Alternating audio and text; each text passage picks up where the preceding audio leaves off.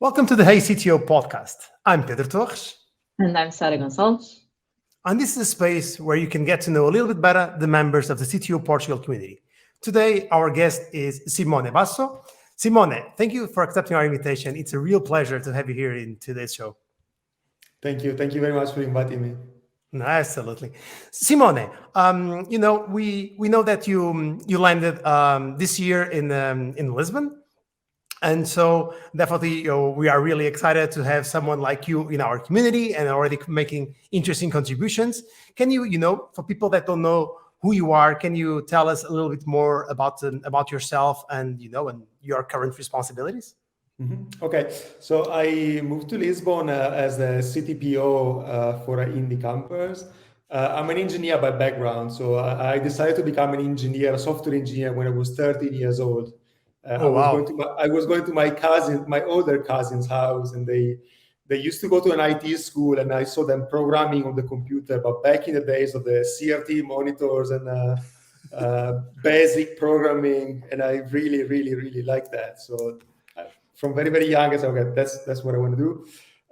So I went to technical secondary school. I started computer science, and then I didn't go to uni. So I started my first job when I was 18, working for a consultancy company, building e-commerce platform in the Microsoft ecosystem. 18, 19, I was working for like a telecom, big corporation building e-commerce website. I had no idea what I was doing, but that's what I did. So I did that for like 6-7 years in Italy. So e-commerce, content management systems, and then I was quite tired of traveling all around Italy. I bought my first suit and tie when I was 19 to go to my first client, and I was very tired of it. So I said, screw it, I'm moving, and I moved to London, right? So I moved to London. I found a job through a former colleague of mine that had just moved to London a couple of months before, working for I was doing like a email marketing for Manchester United and like some very big clients. Cool. I was working in a very, very small company. But even then I realized after 2-3 months that I was doing very basic stuff. My English was very, very, very, very shit. Very shit. I could barely communicate. So part of the package, they were paying for me to learn English. That's why it was quite appealing, moving to London, learning English. I was there for like 6 months. And then I realized that the technical challenge wasn't interesting enough for me. It was pretty basic to build email campaigns. And then I met a very young entrepreneur. So he raised money through the Fleming family. The Fleming family is the one that owns the James Bond brand. He raised money through them, and we started to build social network verticals we built one for pregnant women. So all the cycle from before you decide to get pregnant to the maternity and the few years after, it was an all content management system with community forum and all that stuff. That was sold to Mother Care, which is like one of the biggest brands in terms of kids clothes and so on. Then we built another one around book lovers. So back in the days, there were a couple of these startups, and we were trying to build it was called Book Army. So it was another vertical on book reading, sharing knowledge around books and all stuff. And that was sold to HarperCollins. So I went to work for HarperCollins for a couple of years following the project. Then I got bored. Then I ended up working on for one of the largest house renting and selling portals in the UK. So find the property in prime location. So I was there for a few years. We built intelligence software for estate agents to manage their stock and manage their inventory, understand what property they wanted to do. Then they got bought by Zoopla, so I was made redundant, happily made redundant. I was about to leave, so I was actually in Japan back then. My wife is Japanese, so I was in Japan. Oh, wow. When I was in Japan, I got told, okay, maybe you can accept voluntary redundancy and we pay you 3-4 months to do nothing. Okay, I'll take it. And then I joined Just Eat. So Just Eat to me was really the first big small startup that really made it big.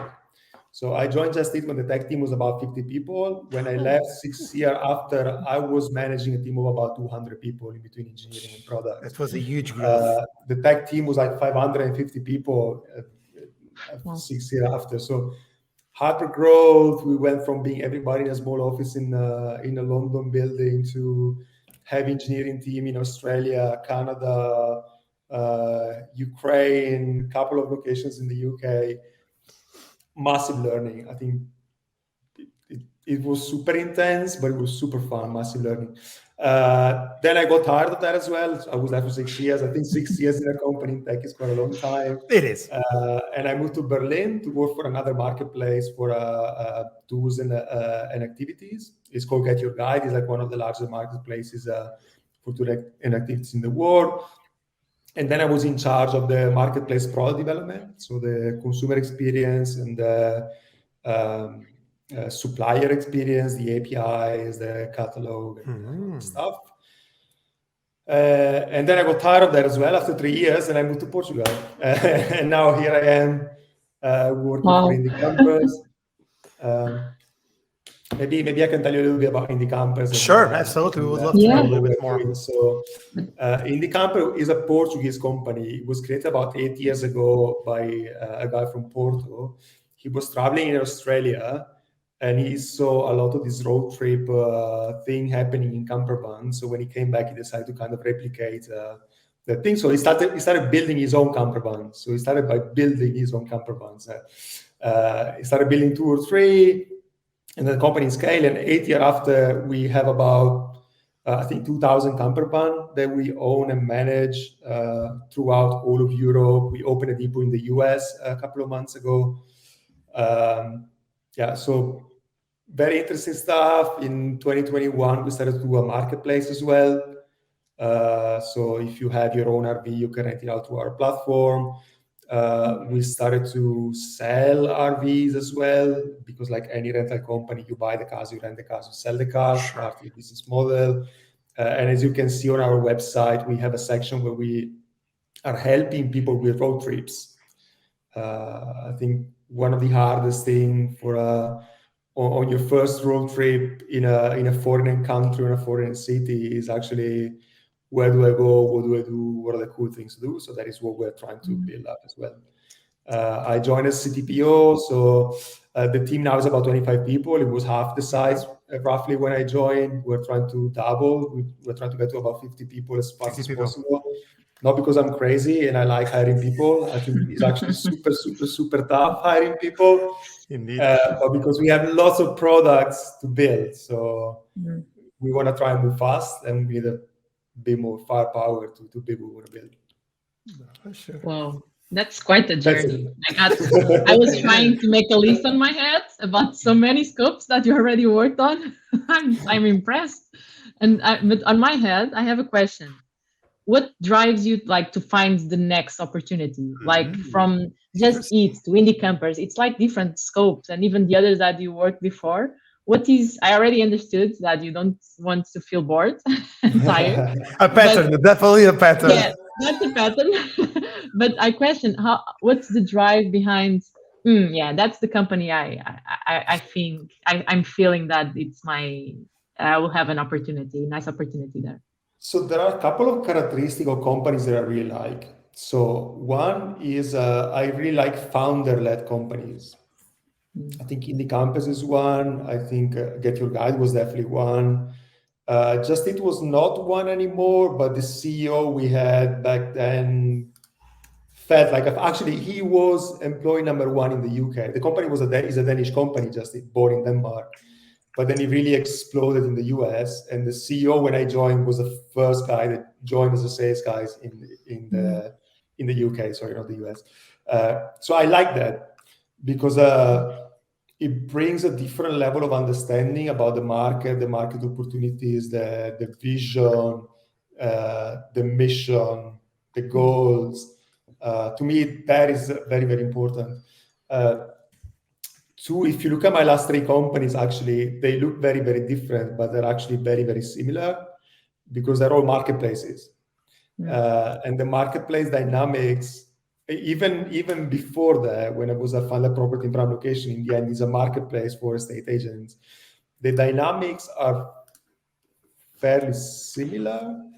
The acquisition side, the demand side. What is cool about both Indie Campers and Get Your Guide, and it didn't happen, I just did when I was there, but it happened after, is kind of all the marketplaces are moving to a hybrid model, where it is half managed by you and half through suppliers. So Indie Campers as that model, we have our own brands, but we're also a marketplace.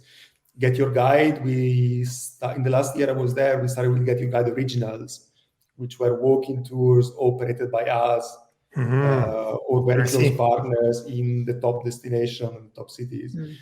And for Just Eat is like the hybrid model of doing your own delivery versus having restaurants doing their own deliveries. I think the Deliveroo took it to a very different level because they even had their own kitchens. So that is really like the super integrated vertical model and hybrid. No, for sure. That is what is fun about marketplaces. Yeah, interesting.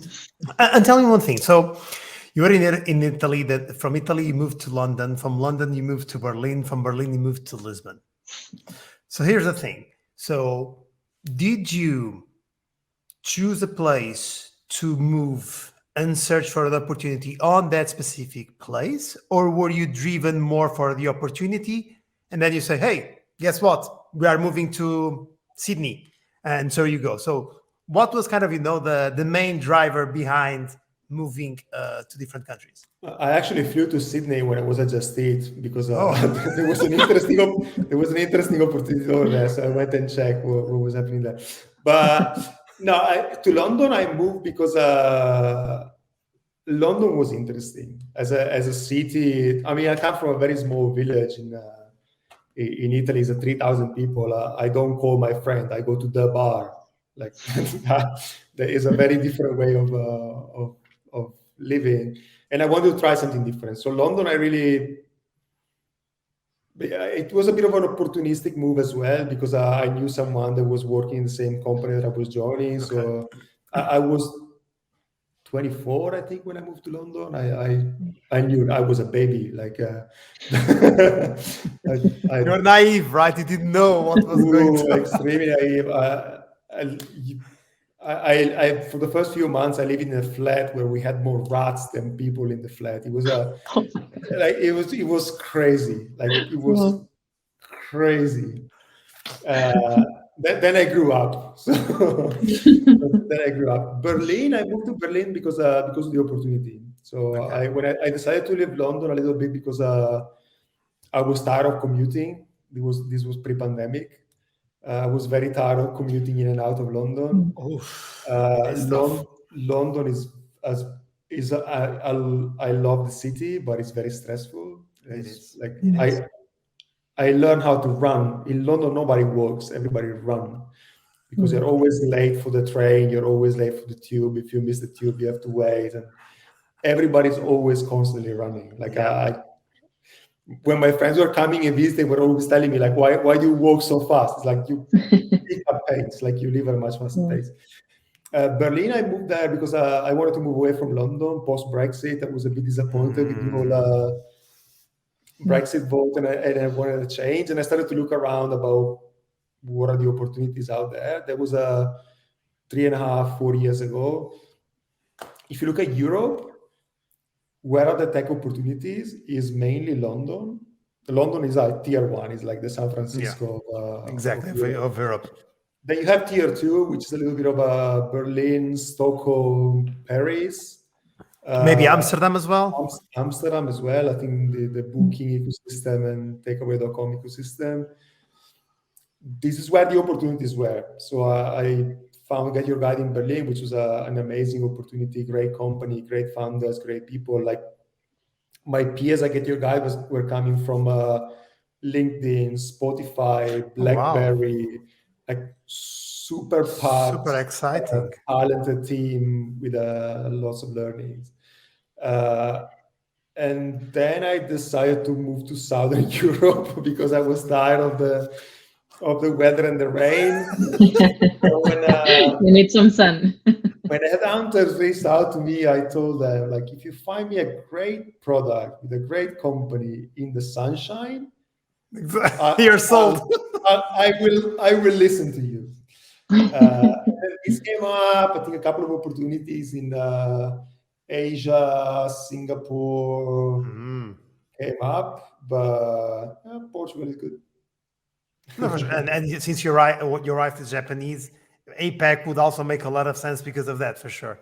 No, Yeah. I see your point. No, very interesting. Wow. You are on the right place. We have sunshine here. It's a That's for sure.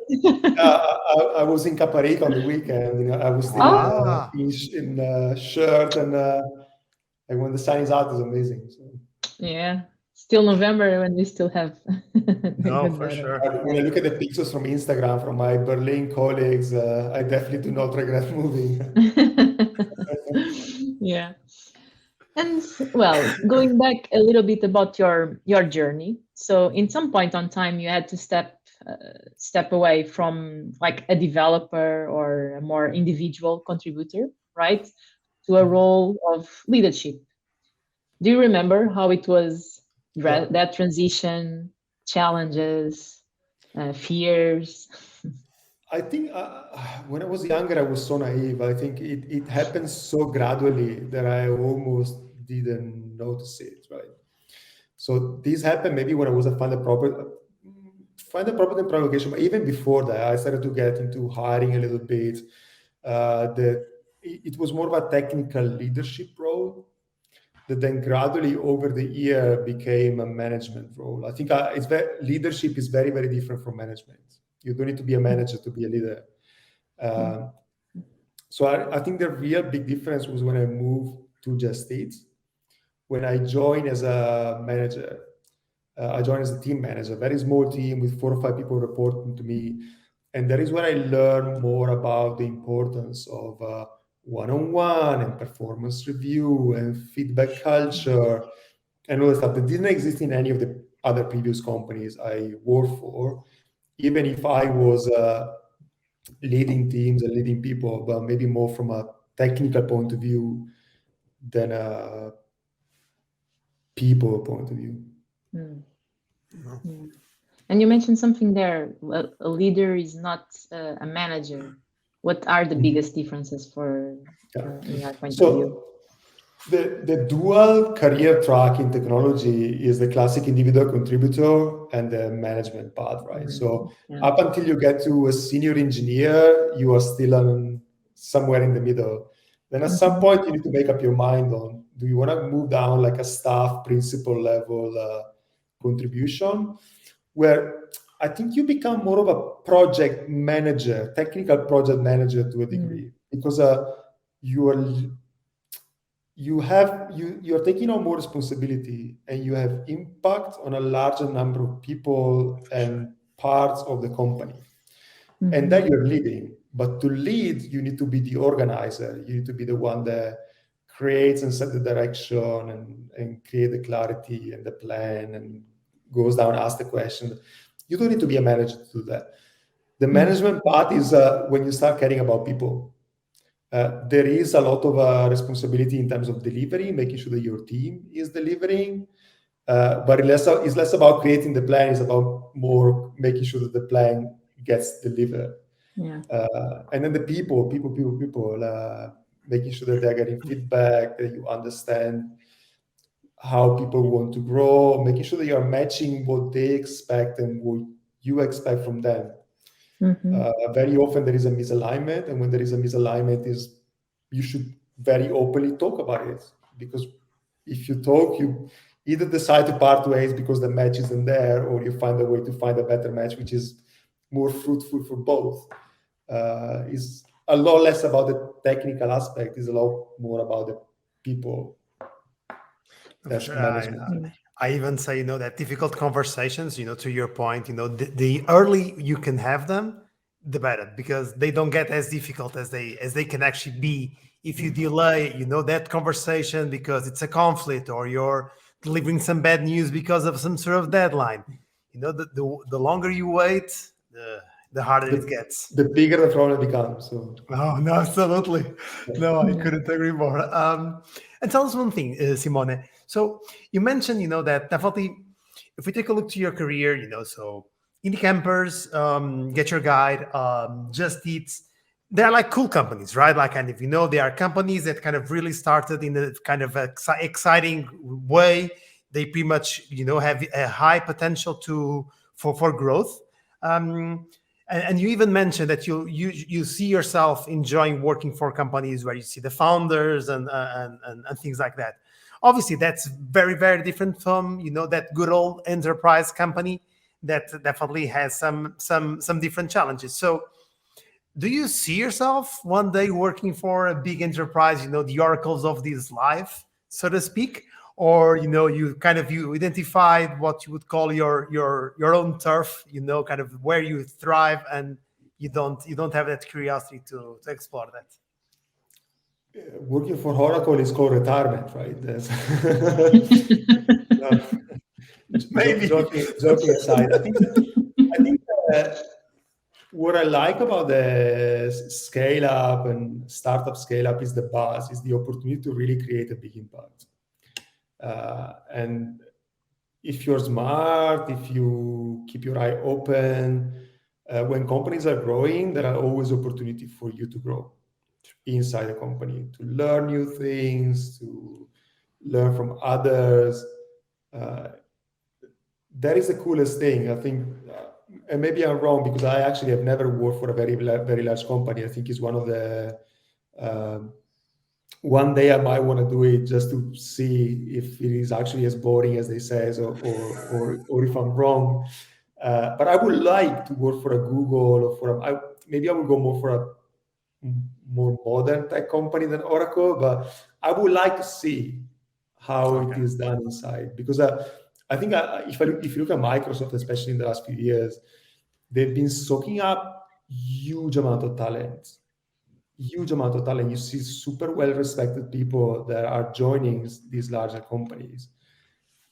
These are not crazy people. Like these are people that are creating frameworks used by millions of people, and they might be a bit slower because they need to be a bit slower, because they cannot take as much risk when you're creating something that is used by billions of people. And the impact is maybe harder for a single person to influence, but the overall project you're working on has an impact on vast amount of people. So never say never.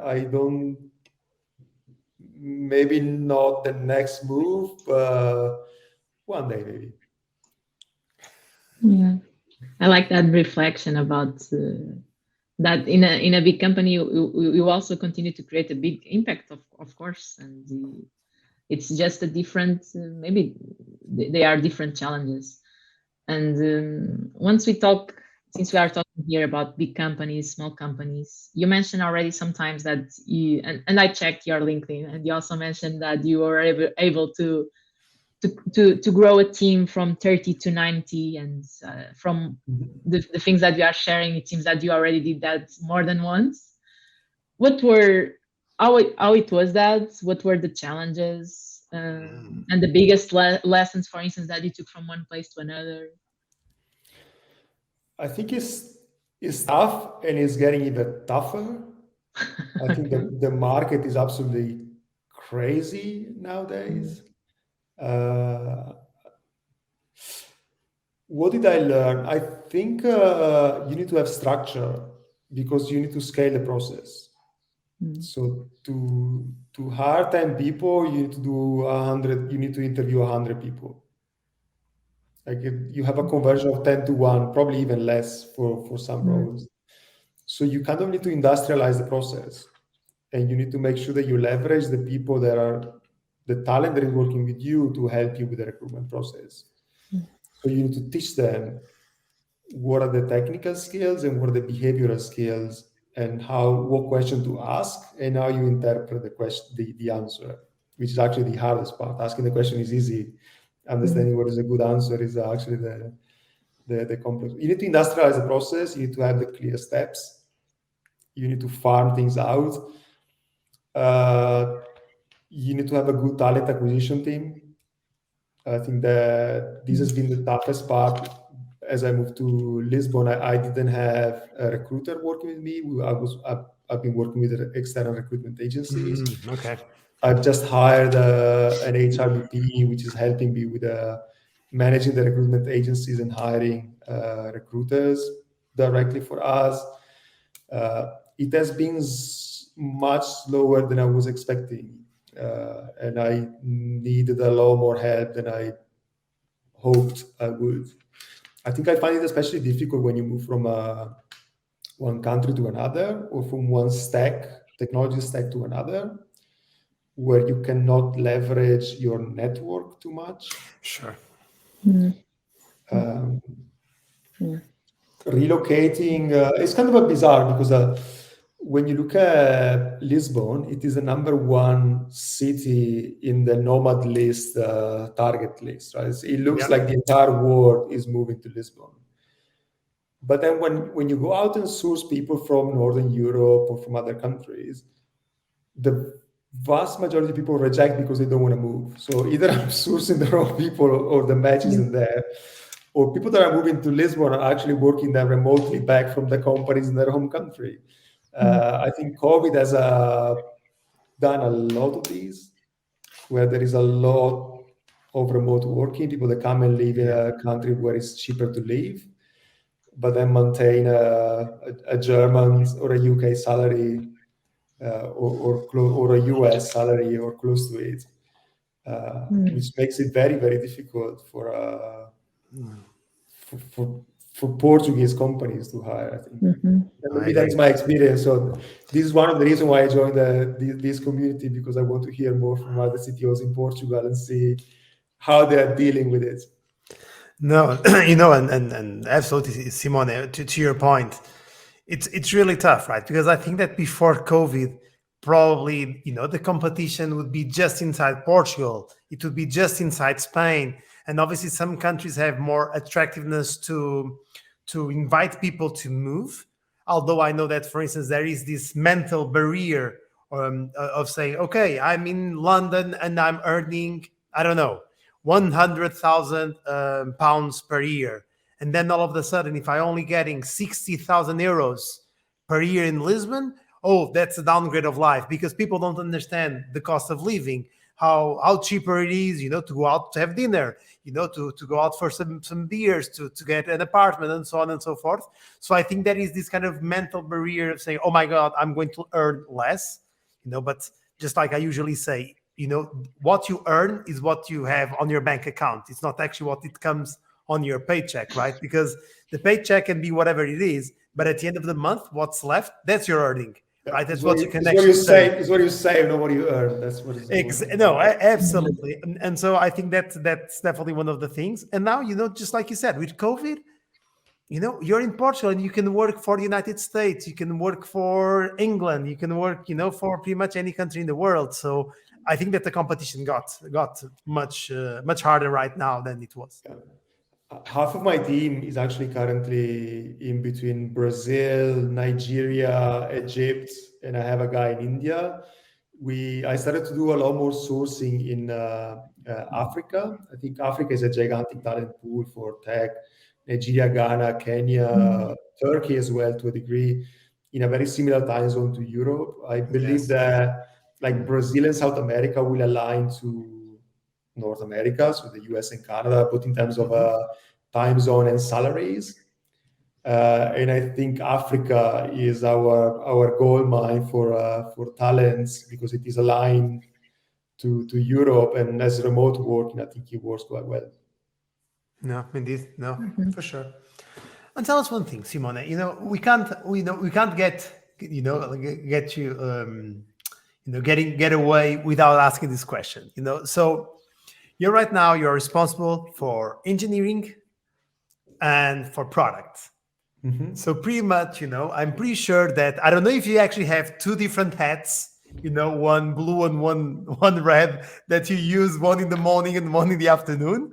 But definitely there needs to be some interesting challenges around wearing two hats.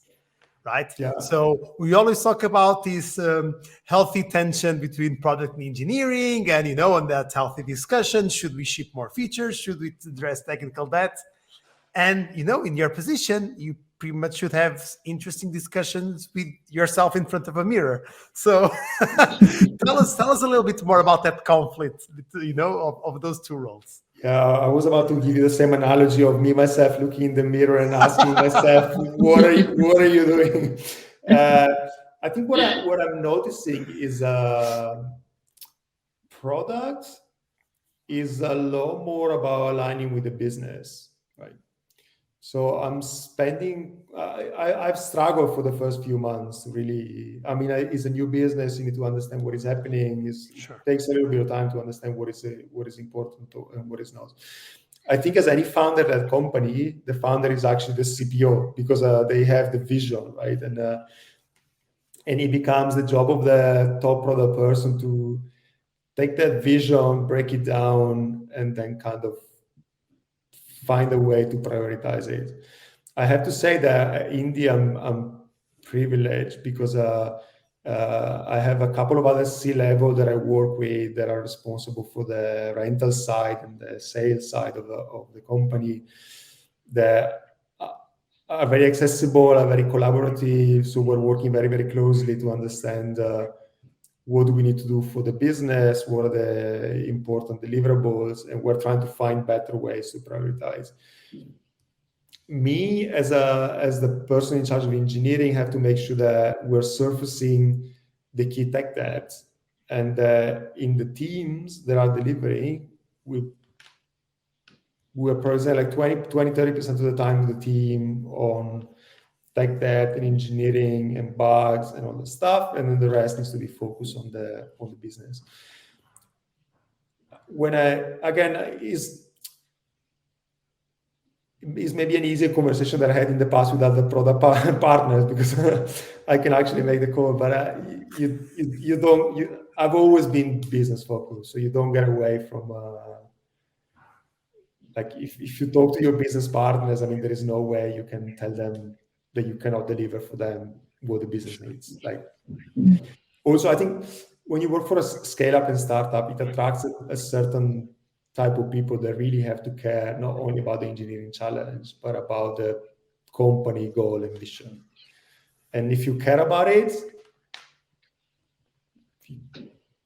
you know what is right. Like you know that you're fixing tech debt because it is really important to fix the tech debt because that is the thing that slows you down, and you don't want to be slow. Oh, for sure. So that's the.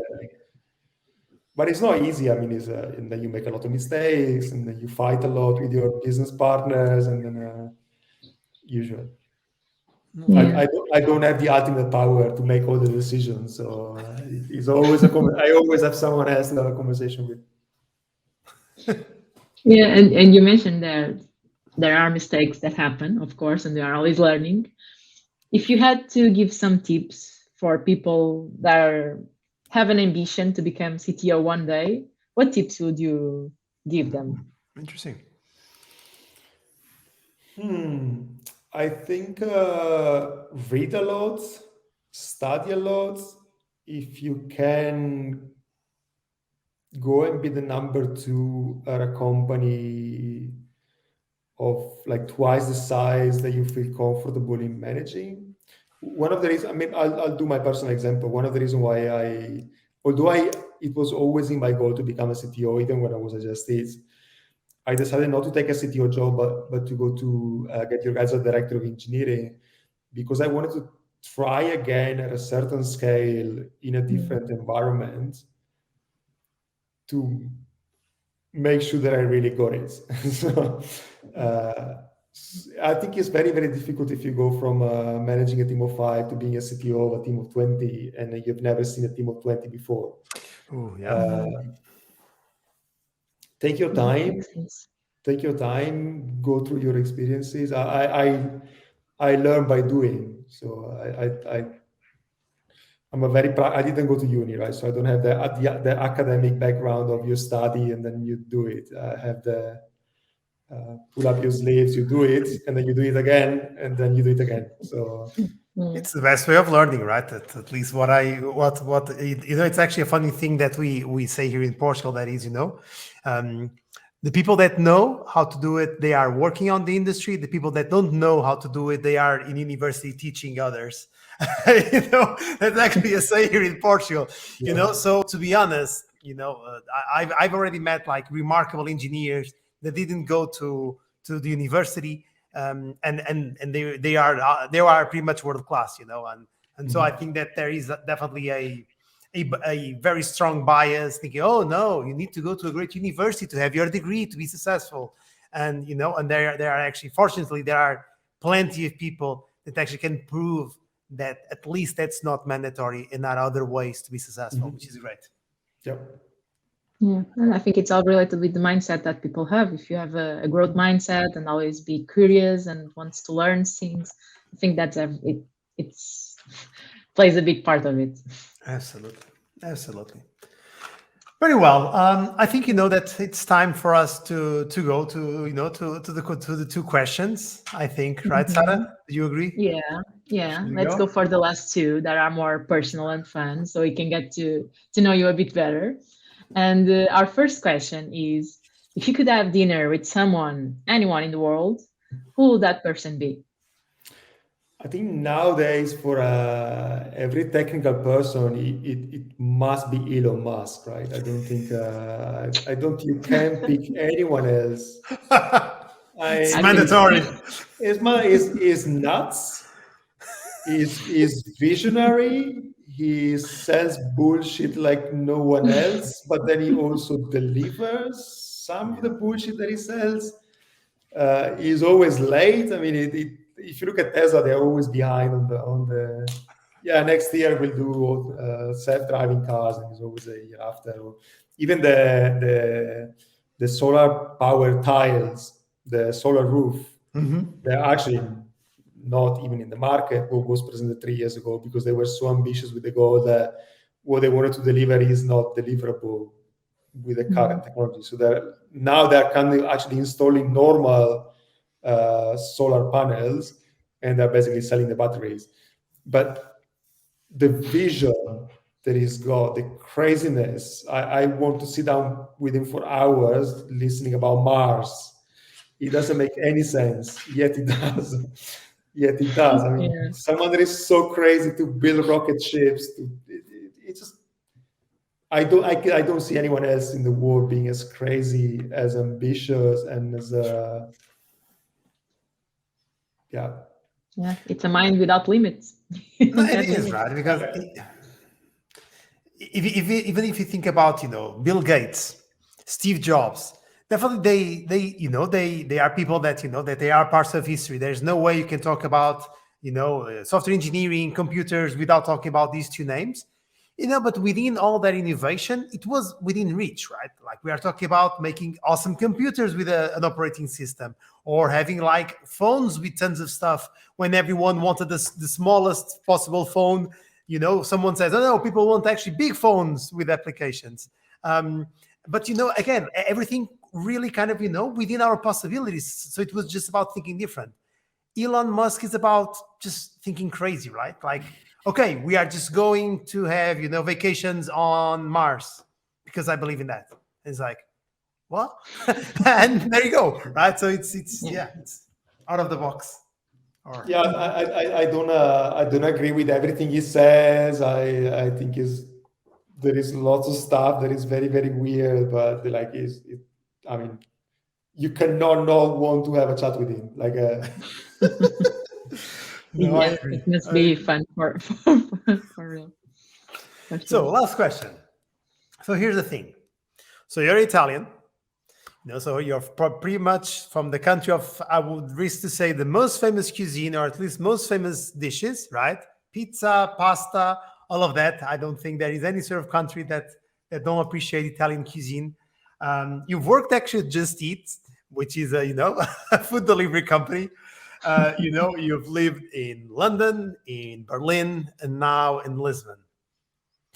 So from this, Italian, Portuguese, German, and British, rate, the food that you prefer, and And why? I'll throw in that I have a Japanese wife. Oh, That's true. Even better. Japanese. I actually talking about food. I always consider philosophically Japanese cuisine very similar to Italian cuisine because it is very simple food.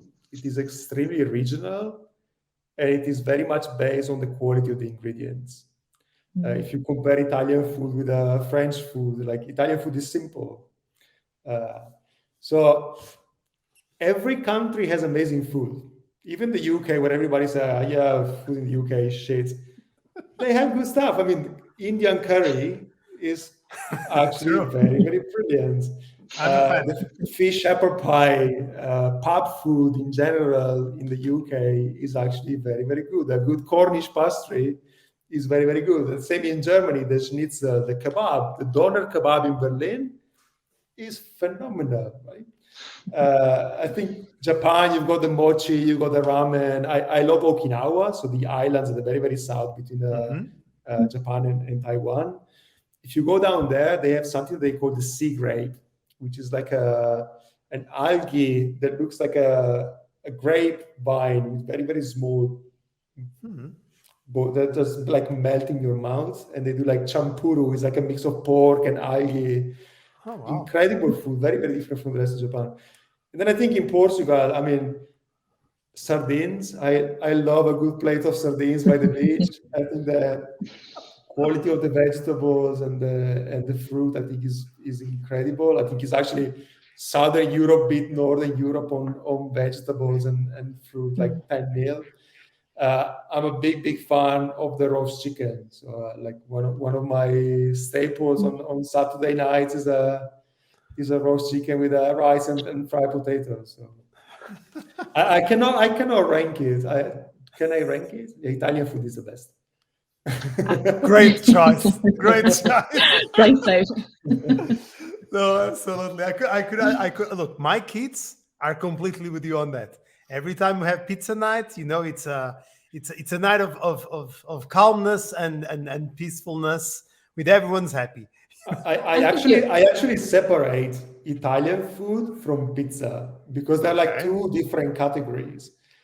Me, when I'm not in Italy, I never go to an Italian restaurant. The only Italian place where I go to is a pizza place because pizza is almost the only thing that you cannot bake at home.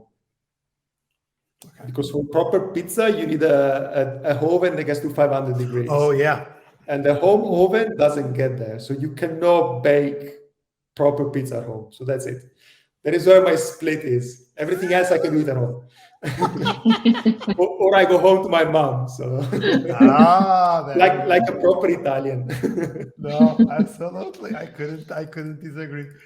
No, for sure. No, thank you so much. Simone, thank you so much. It was great having you here today. And for everyone that is listening to us, thank you so much for watching. I hope that you enjoyed today's episode. We hope that you got insights, inspiration. You learned a little bit more about tech, but also about awesome food from several countries. So we hope to see you again our next episode of Hey CTO. And so see you around. Thank you so much. Have a good one. Thank you. It was a pleasure. Bye.